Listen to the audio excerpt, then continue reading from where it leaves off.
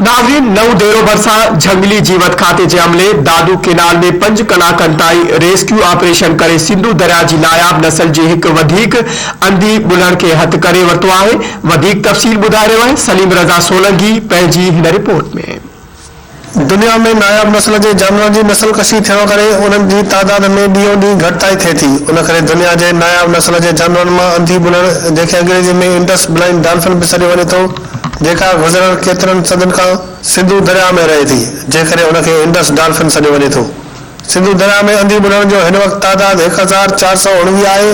सिंधु दरिया में खाद खुराक लाइ मुख़्तलिफ़ केनालनि में निकिरी आयल 5 अंधी बुलण जे इतला बाद 2 बुलणनि खे मिर्ज़ापुर वटां दादू केनाल मां अटके वियो, जॾहिं त नऊ देरो जे पीर जान मोहम्मद वटि दादू केनाल में 1 बुलण जे मौजूदगी जी इतला ते झंगली जीवत खाते पारां रेस्क्यू ऑपरेशन कयो वियो, जंहिंजी निगरानी सखर जे डिप्टी कंजरवेटर अदनान हामिद, लाड़काणे जे कंजरवेटर एजाज अहमद, सखर के फील्ड ऑफिसर अख्तर हुसैन टालपुर और WWFG मैडम उज़मा खालिद समेत 50 खां वधीक माण्हू रेस्क्यू टीम में शामिल हुआ, जिन 5 कलाकनि जे ॾिघी ऑपरेशन बाद अंधी बुलण खे हथ करे वरितो।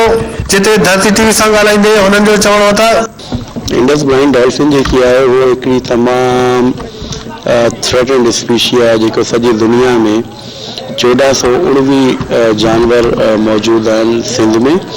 ये सॼे पाकिस्तान की ॻाल्हि कजे तो तकरीबन 1800 खनि नंबर्स आहिनि जेका सॼी दुनिया में हे डॉल्फिन आहिनि। अञा मॉनिटरिंग असांजी हले थी पई त किथे किथे जेकॾहिं कंहिं कैनाल में कोई वॾा पॉइंट्स ठही विया आहिनि रेगुलेटर्स ते, त असां उते मॉनिटरिंग कयूं पिया त किथे असां पहुता आहियूं किथे न पहुची सघिया आहियूं, पर इनशाला जेका बि हूंदी उनखे पंहिंजे माग ते पहुचाईंदासीं।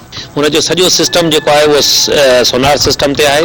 हिन जी ज़िंदगी पूरी सोनार सिस्टम ते हलंदी आहे। इन जे करे हिनखे हिन जे एहतियात सां बिल्कुलु हिन जो रेस्क्यू करणो पवंदो आहे। हिनखे छाजे करे जो 70% डॉल्फिन खे ख़तरो हूंदो आहे ऐं 50% रेस्क्यू करण वारनि खे बि। छाजे करे जो हिन महिल तव्हां हिते ॾिसो था त पाणी जे अंदरि केतिरा वण पिया आहिनि ऐं मुख़्तलिफ़ टाइमनि ते ॼार फासी था वञनि।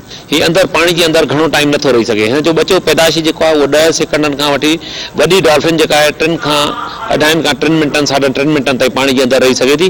पोइ हीअ जॾहिं जंप ॿाहिरि थी करे त हिन जो साह खणण जे लाइ ऐं उन दौरान जेकॾहिं ॼार में फासी पई या कंहिं शइ में फासी पई त पोइ हिन में मरण जो ख़तरो घणो हूंदो आहे। पिछले 20 सालों में जो डॉल्फिन की पाकिस्तान में पॉपुलेशन है वो बेहतर हुई, तो बहुत ज़्यादा इसकी एफर्ट्स को बढ़ाने की भी ज़रूरत है। कैमरामैन समझ अमल नगर, सलीम रज़ा सोलंकी, धरती टीवी, नऊ देरो।